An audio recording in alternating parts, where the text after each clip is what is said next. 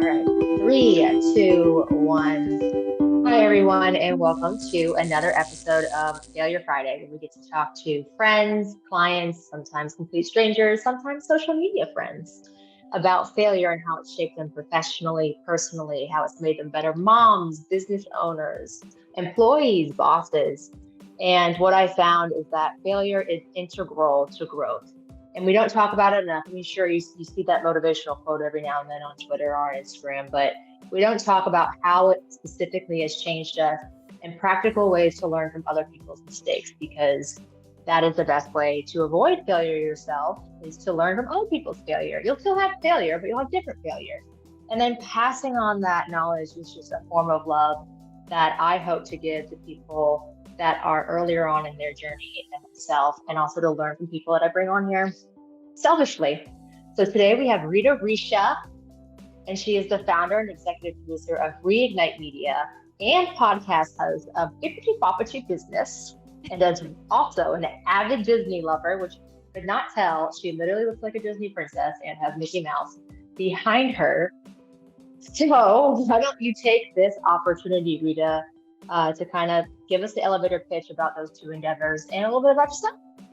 Yeah, absolutely. I am, of course, a Disney lover, but why I am such a Disney lover is because of the ability to make meaningful, human, and memorable customer experiences that not only last a lifetime, but are so wonderful that everyone wants to talk about. And it goes from one generation to another. So customer lifetime value is something that's increasingly more important to learn how to retain as this business world freaking changes all the time.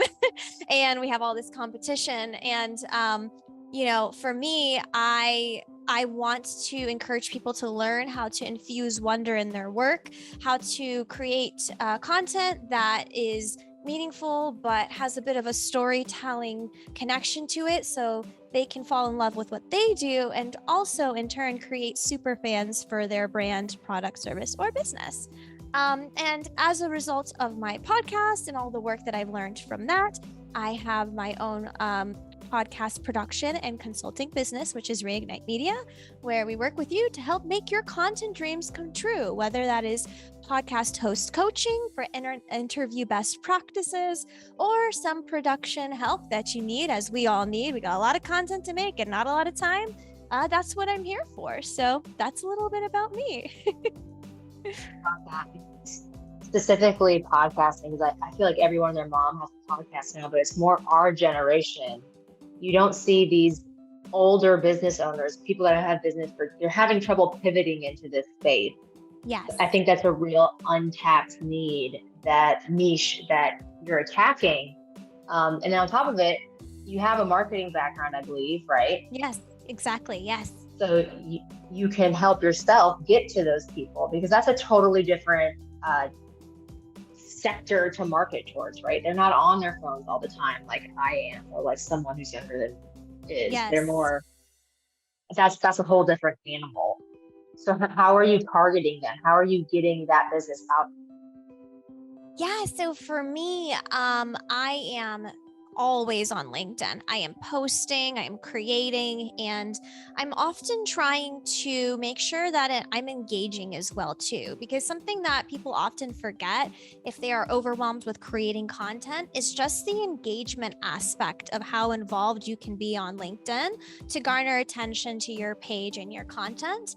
So by making sure that I have like an interesting tagline on my name on LinkedIn, whatever it is, I kind of view it as a virtual billboard. So wherever I comment, it's like interesting enough for someone to want to go, who's that person? What is she talking about? But more importantly, I am very much looking at authors lately as well too. I find well-to-do, very successful consultants, business people from any really generation, but more so ones that are more seasoned, often are keynote speakers or they are authors. So if the author has a publication company for their book, which they often do, connecting with the PR or head of publication for that book company, and asking if they need help with their book tour, if they want to be on the podcast, stuff like that, is super helpful because it allows me to reach people that I would not normally reach without doing it in a way that is uncomfortable or maybe too spammy for their liking. So yeah. Yeah, and when you first get into my industry, they make you read, depending on what training program you go to or who you start to work with. But I vividly remember getting this LinkedIn book or how to network on LinkedIn. And like, I just kind of like skimmed it. And like, and maybe this is just my shortcoming, I feel as though LinkedIn is maybe the most underutilized social network when it comes to business growth. Even though I feel every conference I go to, there's like a section on how to use LinkedIn to grow your business. I feel like everyone's half listening, including myself. This year's the first year where I put effort into LinkedIn, and there's so many people on it. Yeah. And I found that a lot of people who maybe aren't on it, their original emails on there. So like if you can almost bypass the gatekeepers and get access to like a CEO or a founder or something because they set up LinkedIn a long time ago. They have no idea you can see their email. I know that's probably not, that's helpful, right? But yeah, I just leaked some information that they're probably like, oh shit. No, but it's true because think about also not the CEO themselves, they're busy, but their VPs of marketing are on LinkedIn scouting opportunities for their CEO, for their founders. So if you can speak to that market, they're going to refer you and go into their business meeting, whatever it is, look at the CEO and be like, hey, I've been following this girl. She's making this content, whatever. I really think we should do something with her. So I'm not trying to speak directly to to the owner or the founder. If they hear from me, great. But really, I am trying to speak to the younger person or another person, doesn't have to be age, that maybe works in a different rank that wants to, feel like, oh, I'm on the top of the cutting edge of marketing and they see my stuff and they want to refer it over. So the other thing with LinkedIn too that people forget is there are so many lurkers. Like when you think that you are not getting a lot of engagement, not getting a lot of likes, not getting a lot of whatever, it is so funny because there are people that are probably looking at your stuff that don't even want to comment or maybe are not even allowed to comment or like because of their rank in business, whatever. And then you randomly get like a DM like a year later, like, hey, I've been following your stuff, and then you've never seen them comment, you've never seen their face anywhere. So it's really just a long-term commitment, but it has long-term benefits, and it's how I've been growing my business organically is 100% from LinkedIn. I haven't had the funds yet to put into paid Instagram ads or paid Google ads or any of that. So for me, it's so untapped, but it's so valuable too. And I also learn a lot actually. Like on the flip side, as someone that's trying to grow and increase my proficiency in marketing and all of that, like I don't even have an MBA, but I feel like I have like the first year of my MBA because of like all of the content that I've consumed on there. You know what I mean? So yeah, I mean, I was amazed this past year, just going through it, and but I will say that it's a great place to market and reach people. But what's the first thing people do when you send them a DM? They click on your profile. And I get a lot of spammy messages on LinkedIn. I'm not going to say you're not going to, but you have to look past that and understand that there's so much more beyond those spammy DMs that you get on LinkedIn. But the first thing people see when you message them, they're going to click on your profile. And I've noticed that whenever there is a spammy message, I always click on their profile. They're like half done. You really have to invest the time into creating almost like exactly like a LinkedIn landing page, or it's not legit. yes. People that are watching this. It's not legit. I mean, I like to think of my LinkedIn, especially my LinkedIn header graphic, as a one pager. Like in PR and public relations, they always talk about having like a one pager where you talk about where you've had speaking engagements or who's interviewed you or whatever. And oftentimes sending that PDF in an attachment lately will actually not be very effective in a PR outreach email because there are so many filters to look for things like spam, and attachments is one of those things in the algorithm that'll move an email like that into your spam box. So for me, it's like, okay, well, if that's going to go into the junk box, why should I even make one? What can I do that's different? Okay, well, I can probably tell them in a message, hey, go check out my LinkedIn without having to use an URL or whatever. And they might even click it if I just say hi, kind of a thing, you know?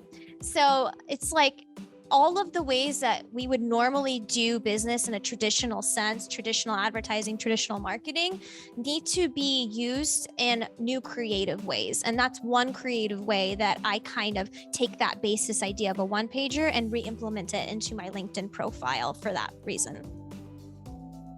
It's not something you learn overnight.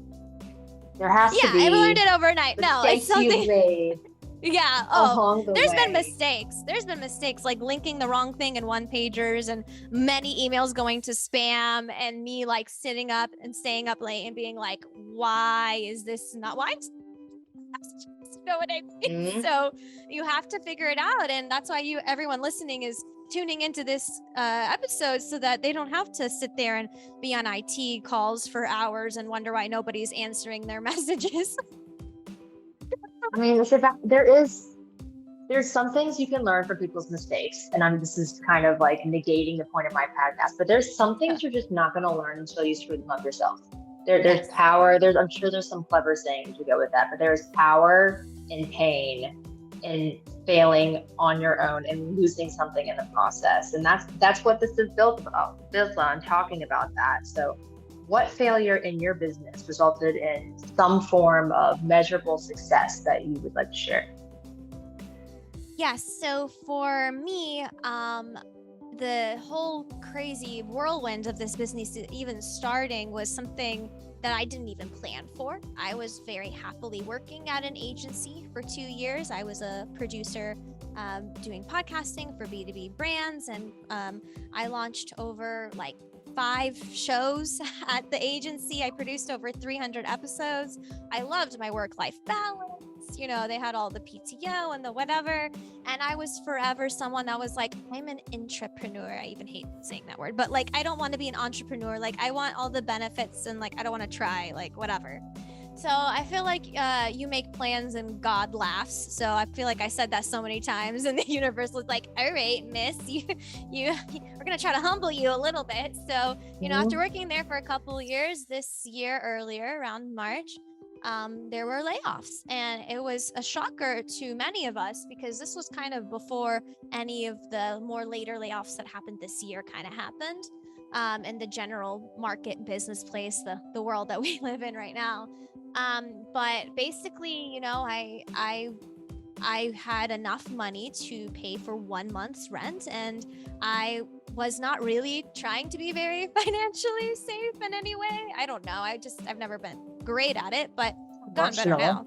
Yeah, because I don't know. But either way, within 2 weeks of losing said job, I had to decide what to do. And there's only 3 options. You can either get a new job, you can file for unemployment, or start your own business. Those are the only 3 logical steps to take after. And I filed for unemployment. I never got the check. Okay. I did job interviews, and people weren't really vibing with me. And some of the experience that I had was kind of a little bit all over the place and wasn't targeted enough for some of these very intense content editing roles. So then I was getting some serious imposter syndrome. Like, what the hell have I been doing for 2 years then? If these people are saying like, I don't have enough experience in X, Y, and Z. So I just decided, well, screw it. I guess I'll have to start my own business then, because I got to make money somehow. So I Googled how to start an LLC. I met an accountant at a podcast networking group. She was the only one there. She's smart, by the way. Go find your niche, everyone out there. She was the only accountant at the content creator group. And I called her up. Her name is Penny. Shout out to you, Penny. And I was like, hey, Penny, I'm screwed. What do I need to do? How much money do I need to make? Because I have no idea what I'm doing. And she just walked me through the whole thing and was like, yeah, based on your, expenses and your desired profit margin, like you need to be at least making $6,000 a month in sales. And I looked at her and I was like, well, I have negative 200 right now because I had to use my credit card to buy the LLC, and you're crazy. Like, there's no way that this is happening. And because I had spent, this is full circle, back to the LinkedIn comment, because I had spent a year building my personal brand on LinkedIn while working at that job, when I made the announcement that I was laid off, referrals started coming in and people started messaging me that they had opportunities. And I was like, where have you guys been? Like, what's right? on? And it was, very surprising to me as well how some of my colleagues that were in the same position were also referring me to people. It was very much we're all here to help each other and figure it out kind of a thing. And because I pride myself on trying to be as honest, authentic, and real as I can online, they knew that I wasn't going to try to come back and steal their money or steal their business or whatever. I really feel like my just the energy that I was putting out was just being returned to me in some way. And I went from zero to negative $200 something, and then in a couple of months, I was making around $7,000 or $8,000 a month in sales from MRR from my referrals. That's really fast. Okay. Yeah. I feel like we need to. That's a really great example, guys. I don't want you to think that is every story, but maybe it but is. there's a failure too, so it goes hand in hand. Well, go to it, because that's pretty amazing. I was gonna ask you, how do you feel like you getting laid off is a failure? But that's what we haven't done. Yeah. So I mean, it felt like a failure from the laid off aspect, because I genuinely thought that I could never do this again. Legit, I thought that was it. Podcasting was over. Nobody wants me.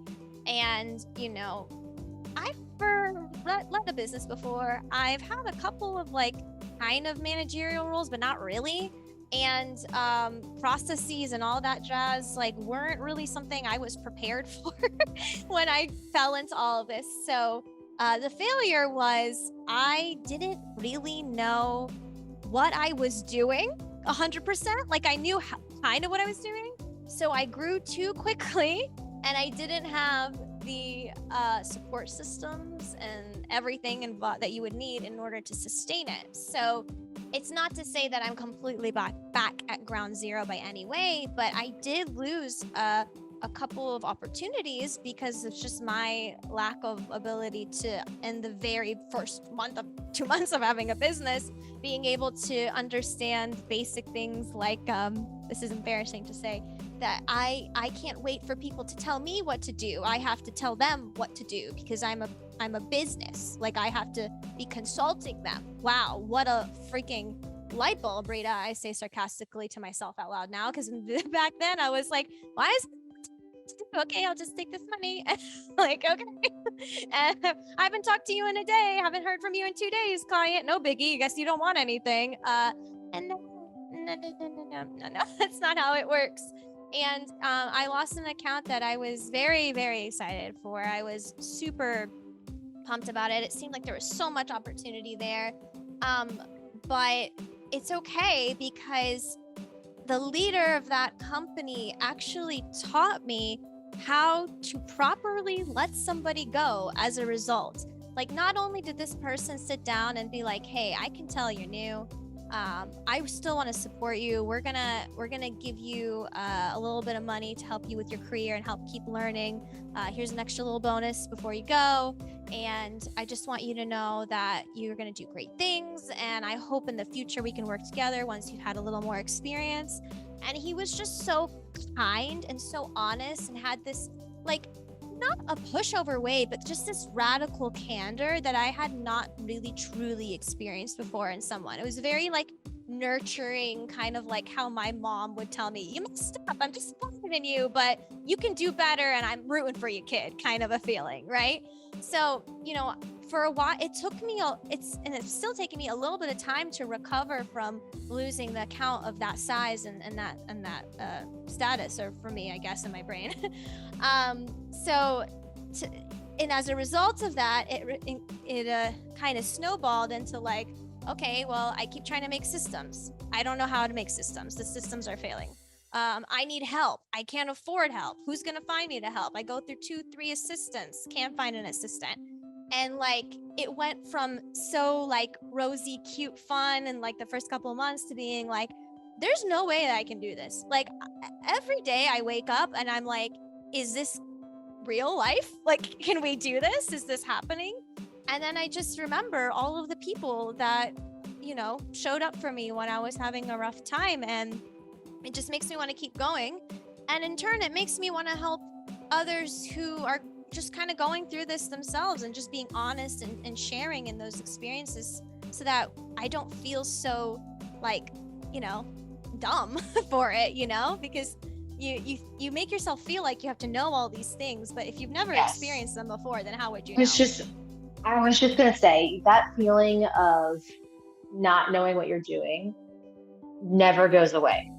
You need to get comfortable with it, because with every step you take forward, there's going to be new experiences, new challenges that you have never fucking gotten to yet.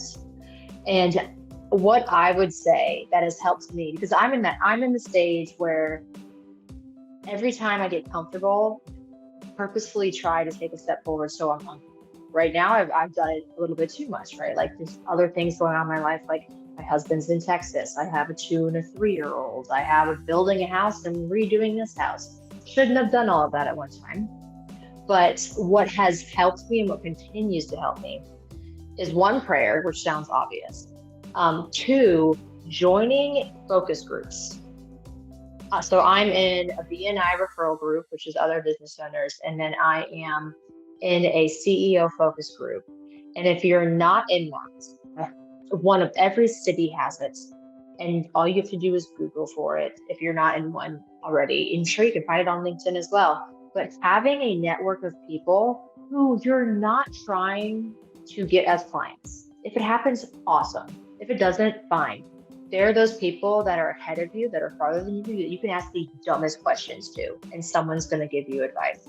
And you want a group of people like that to meet monthly. And people are going to argue with me about this. Well, I want a free mentor. You want a group of people that you are paying for. That way you don't feel bad asking questions. Oh yes, because it can get so messy too. It can get messy if they're like, oh, we're trading services, or oh, this or that, and then people feel like everyone owes each other something. Like it's better to just you get what you pay for, kind of a thing. You know what I mean? Yes. Processes are so important, and I'm retuning mine right now. And it's also hard because processes are constantly changing. It's in the world that we are now, where everything's home, there's tech coming out every freaking day that makes your job easier. Having a CRM. Most of the times when you just start out, having a basic CRM, a lot of people use Honeybook. For my industry, I use Wealthbox, Salesforce, and apply to many different industries. Having a CRM that can record client notes, that can set tasks, that can automatically send out reminders to clients is crucial to your success. And I would start with a CRM. And once you find a CRM, the next step will become obvious after a while. So I would say to anyone starting a business, and that the whole idea of having a process from start to end is super overwhelming, because it is so hard.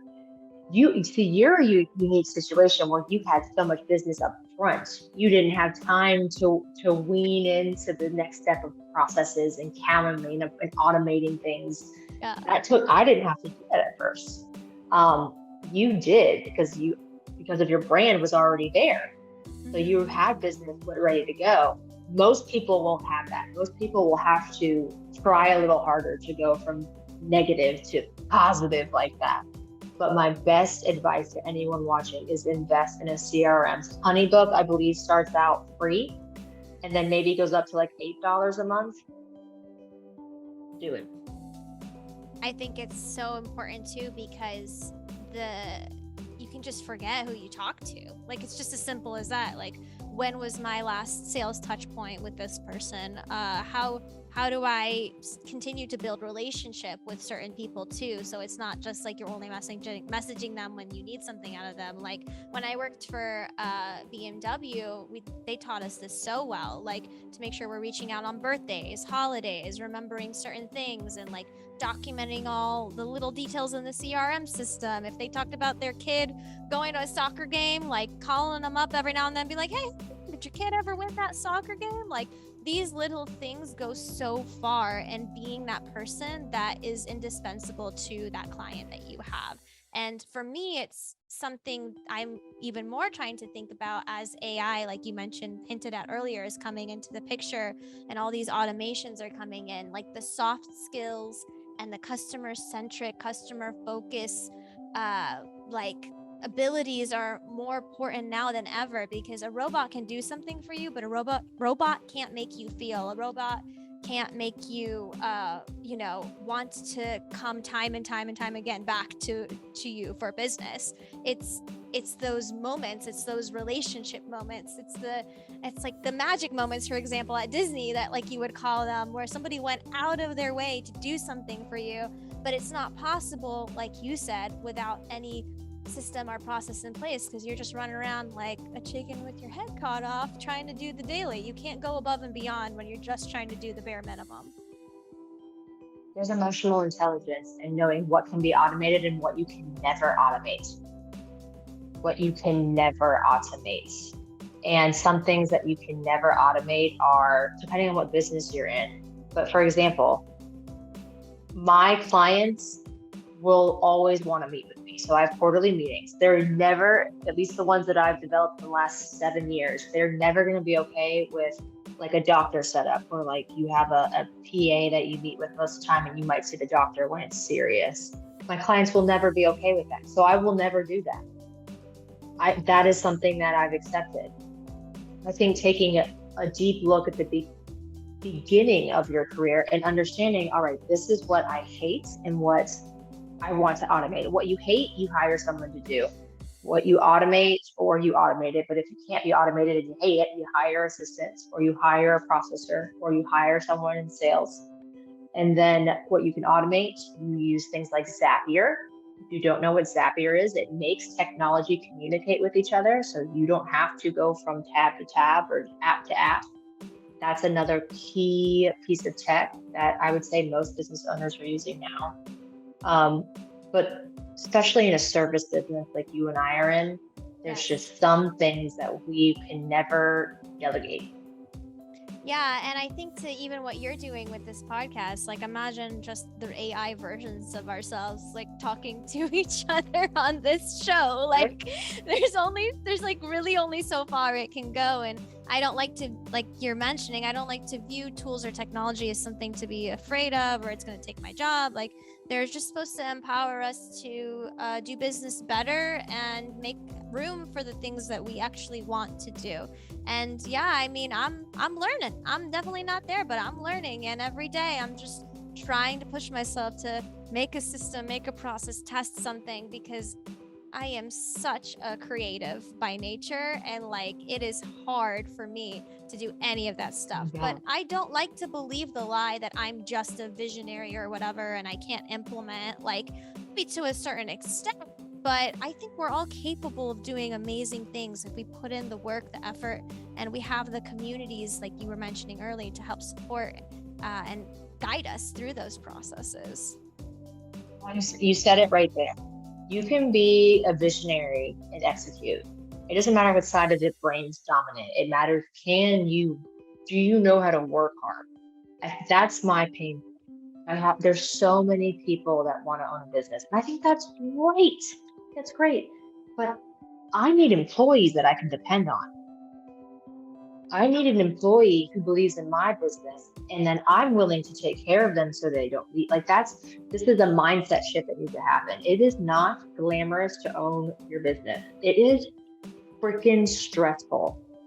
It is so, it's not, if the money is great, if you just, but not, you don't always make money. There's going to be years where you are having to ask for gas money. I mean, I went to my CEO focus group Christmas party, and we had a speaker on, this was what, Monday or Tuesday? Today's Wednesday, so what's the week? And our speaker was someone who just sold her multi-million-dollar business. And she was explaining to us just the years that took place to get her to 2020, I think is when 21 is when she sold her business. She's like, during the recession, our house was in foreclosure. She goes, other people were paying my dues for these clubs I was in. We could not buy groceries for our house. She's like, but I just sold my business for millions and millions of dollars. I think it's great that people want to take on entrepreneurship, but I think it's over glamorized. And we've talked so badly about our sister, the employee. There's no harm in being an employee that is secure in their job. There's nothing wrong with that. But if you're going to own a business, you have to be willing to make hardcore sacrificial decisions on a dime. I completely agree. And like I mentioned earlier, I was content working for somebody. I was peachy keen. I was going on vacations. I was doing all sorts of things. And it is hard running this, but I like to, in those moments that are hard and make me wonder, well, why the hell am I doing this in the first place? I like to remind myself that it's still an investment in myself. So no matter how hard it is, no one can ever take away the fact that I worked 12 hours to try to figure out a LinkedIn algorithm and, make 3 softwares try to speak to each other to make one post because my disk was full and I couldn't figure it out. You know what I mean? No one will be able to teach me how to be flexible or adaptable under pressure. No one will be able to teach me how to walk into a room of 30 people way more qualified and successful than I am and walk in and be like, hey, I'm Rita, and have that confidence, have that ability to communicate and express who I am. No one else will be able to teach me how to healthily set boundaries in my work and life balance. I think in my prior role, I never really thought about boundaries and work, like what I wanted to take on, what I didn't want to take on, because I was just being told what to do. And oftentimes it would just make me wonder, like, okay, do I even want to do this? But having the ability to the privilege to be able to even ask yourself, do I even want to do this? Can I do this? How do I communicate I don't want to do this in a way that's not negative and still helps everyone involved is important, and it's so valuable. And it's part of what I didn't do really well at was communicating the negative in that environment with that, account that I had. I was really good at explaining when things were great, but if I was trying to coordinate time or whatever, I was trying to balance a lot of things at the same time. I was trying to act like everything was okay and make it seem like it was fine, when all that person needed was like, hey, I'm probably gonna have to reduce scope. I can't do this anymore, but I still want to work with you, and here's why. I couldn't say that. I didn't know that I had to say that. I just tried to act like everything was like, the show must go on, like jazz hands, and keep moving, everybody. Everything is fine, right? Everything's perfect. It's like the dog, everything is fine, with like the fire meme around him. When all they needed was clarity. They needed communication, and it needed strength for me to be able to say, this is what happened, here's what went wrong, and here's how we can move forward from here. And I think every day I'm trying to get better at that, and it inspires me to see people like you teaching and encouraging others to do the same, because you will never, not never, it's very unlikely that you will learn these skills working for somebody else, at least. That's a good point. It's a good point. I just, oh Lord. So where were we? I believe I was talking about how I don't want to create fear. I don't want to be a fear monger, but I believe that there's so much power in businesses failing so that businesses like you can succeed. because for you to succeed, it means another business failed. Most businesses fail. And those failures are the most valuable teachers to creating people who are incredible employees, people who become CFOs, CEOs, the chief marketing officer. Those are positions that not only pay well, but can be incredibly rewarding. But for you to own a business, initially, you have to be all of those things. And you have to do it well enough that people believe it.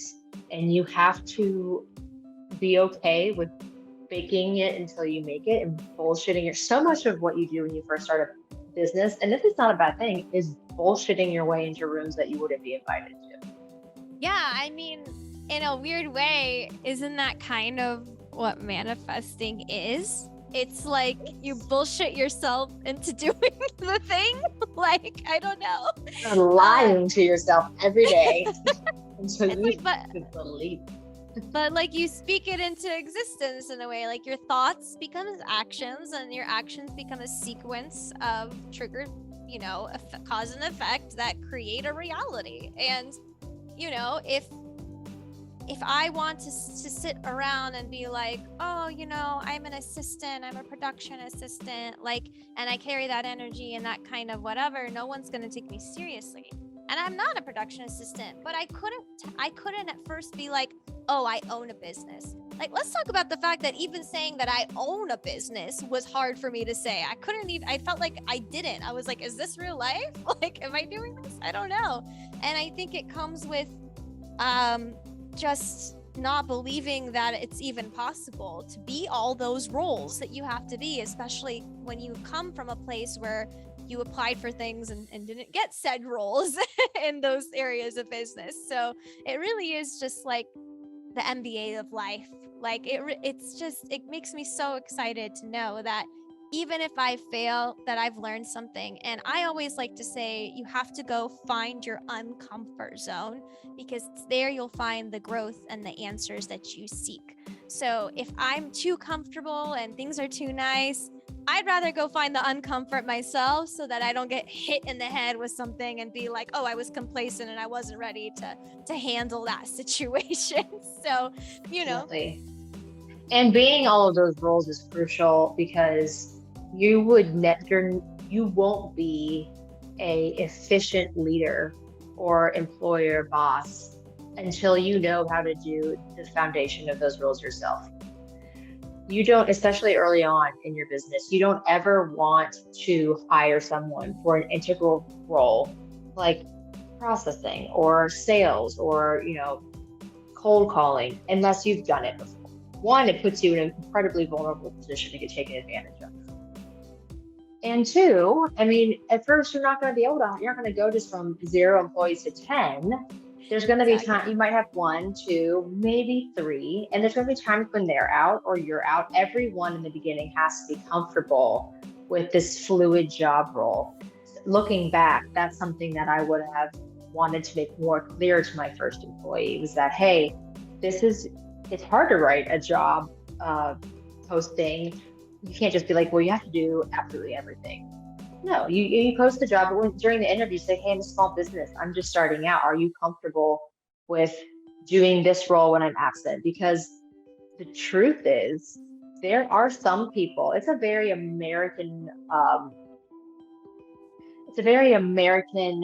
posture to want to work your ass off at a job.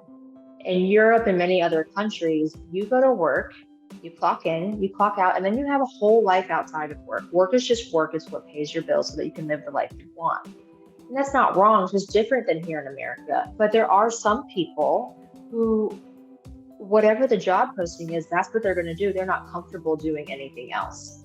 So looking back as an employer now who's gone through several employees, I wish I would have made that clear in the beginning, so that I'm being clear with what I need, and somebody else has the opportunity to be honest with what they're willing to give. And that's what you're going to have to do when you ever find an assistant. It's like, this is your everyday role, but sometimes I'm going to need you to get on the phone and with a split notice be ready to present something. That's a skill that not everyone has. I mean, I'm my assistant now. There are days where I'm like, hey, do you want to learn how to edit intros today? And he'll just be like, oh my God, like what are we doing? Like, I'm like, hey, I'm going to teach you how to write show notes tomorrow. You want to write a show note? And he's just like, and I had to kind of scale back a little bit because I want to still work well with this person. So I asked them like, okay, what do you really like to do and do really well at? And what would you absolutely hate me for if you kept having to do? Like realistically, like, can we break it up so that it doesn't feel like too much for you on your plate? Do I need to, work on it with myself or whatever? And I just, it helped a little bit too, because now it's like, I really want to only empower people who work with me to use their superpowers and be more efficient, because it's going to be counterproductive if I'm forcing someone to do something that they don't like to do, they're not good at, and they never wanted to do in the first place. So, but there is a little bit of work ethic where it's like some days every now and then you don't, but let's just keep it balanced here and an open line of communication for that. Funny. That's funny you said that, because I'm having a similar issue with my only W-2 employee. Same example of what I was just talking about. I had her come in and we had a plan that she was going to be admin and follow up. But in the future, I would like her to become the office manager, and then she would manage the employees. But if you're going to manage an office and oversee all the activities, you have to learn how to do all of the activities that you would hire for. And we're going through the paperwork processing aspect of my job, which is totally very tedious. It seems like it would be mindless, but when you submit paperwork for financial investment accounts and it goes through processing at a big custodian like TD Ameritrade, Fidelity, Vanguard, that processing people, they're not looking to process your paperwork and get the account open. They are looking to NIGO it. They're looking for reasons to get it off their table. Like, and you can't take our money. Here, there's an excuse to say no. I don't want to have to do this. Yes, so it is so important. And she was just making so many careless errors. And it was such a hard conversation to have with her, because you believe in this person as an employer. Yeah. You want them to succeed, and you don't want to have, unless you're one of those weird people who loves confrontation, I don't want to have uncomfortable conversations. I just want you to be successful. But a good employer is someone who can look inside, look at themselves and be like, how am I contributing to this? But also, one of the realizations I had was, this isn't her strong area. She's struggling at it. Maybe management isn't what she wants to do. Maybe it's what she thought I wanted to hear. And I asked her, I was like, what part of, like, you're messing up. So what do you want to do and what don't you want to do? And she was like, I don't want to manage people. So having those conversations is crucial. Yes. But then you have to think about, how do you pay this person? So how do you pay your assistant when you take responsibilities away? Do you keep them? Do you reduce them? Or do you give them other responsibilities? Yeah, and it's just that give and take, that like seesaw thought process. It's not even just with that. It's literally with everything. It's with the services. It's with the marketing efforts. It's with the employees. Like, there's so much of business that's just like, I have to figure it out. And sometimes I have to screw it up in order to know whether or not that was the right thing or not. So a lot of the times. Yeah. And it also teaches you what you don't want to do. So what's your super? So asking your employees that question is super important, but then asking yourself that. And that's going to change over the years of business. Oh, yeah. So like, I'm at a stage now where I'm like, you know what? I don't really want to have to talk to my employees about what they're doing or what they're not doing. I need a COO. And today you can outsource CEO. You don't have to bring in a person and pay the salary. You can pay a monthly fee for a small business and have someone who manages your employees, manages vacation days, corrects behavior, awards behavior, has those bonus meetings. I didn't know that existed until I Googled it and was like, I don't want to discipline employees. Yeah. You're like, I don't want to discipline employees. I want to do work. Please get me away from these scary conversations. Yes. And that's a whole thing. So those conversations that we have to be better employers with our employees are important, and they're a necessary part of growing, because you will fall on your face and fail time and time again until you have the right team around you. Yeah, and I've But also asking seen yourself the same areas. question.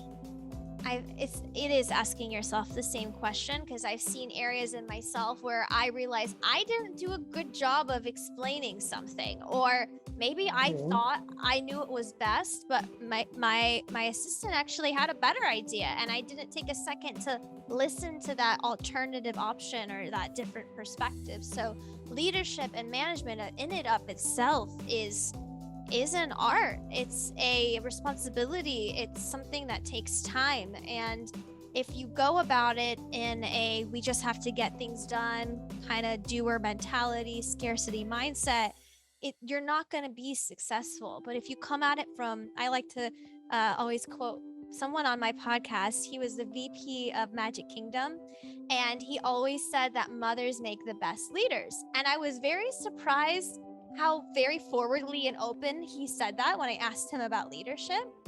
And it's not that the comments itself surprised me, but like the analogy of how he broke it down, he was essentially like, mothers nurture, mothers take time, they understand the emotional intelligence aspect of a person, but they also understand the things that just gotta freaking get done outside of everything. And when you lead from not like a babying mentality, but from a nurturing mentality where you're really sitting time to listen, to lead, to model behavior as well too, that has a positive and beautiful trickle-down effect that is just so inspiring to me to think. And I always think of my mom and how amazing of a mom she is. And it even though she hasn't been a business owner, I really try to emulate some of the ways that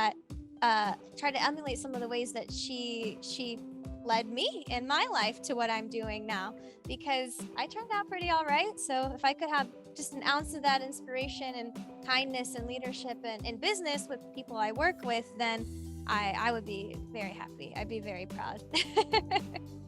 I will close with motherhood is very, very similar to owning a business. The management of a household, the ability to multitask, the nurturing of children, teaching children, training children, making sure bills are paid on, like all of that is eerily similar to managing a business. And the ability to successfully keep a healthy household together. And I have so much respect for stay-at-home moms. I have so much respect for single moms. Now that I'm having like a mini version of that, where my husband lives in Houston and I'm still in Florida. Yeah. It takes an immense amount of patience. So that comment that your previous podcast attendee, I mean, I've never heard it before, but it makes so much sense to me. So that hit home. But Rita, how would you like people to reach out to you? And are you okay with people reaching out to you to talk about today's episode? I'd be more than happy to talk to anyone about anything that they so desire. My platform is Bippity Boppity Business, so you can find my podcast anywhere that podcasts stream. I'm also on YouTube, so you can find Bippity Boppity Business on YouTube. And if you don't know how to spell it, because my dad told me I did a horrible job of naming my podcast with love. He's Middle Eastern. He can't spell things sometimes. I will spell it for you right now. It's Bippity Boppity Business. Bippity Boppity Business. And if you want to find me on LinkedIn, I'm literally there every day. It's Rita Richa. And we'll make sure to tag you in this platforms as well for people that are watching. That have a visual on YouTube, Instagram, Facebook, and then of course on Spotify and other audio platforms. We'll find a way to tag you. Well, you just spelled it, so that was your tag. But thank you so much for coming on tonight. I know we had to reschedule because my life is just a freaking shit show right now, and I really appreciate the flexibility. Thank you. Absolutely. Thank you so much, Kendall. It's been a pleasure. Yes. Good night. Good night.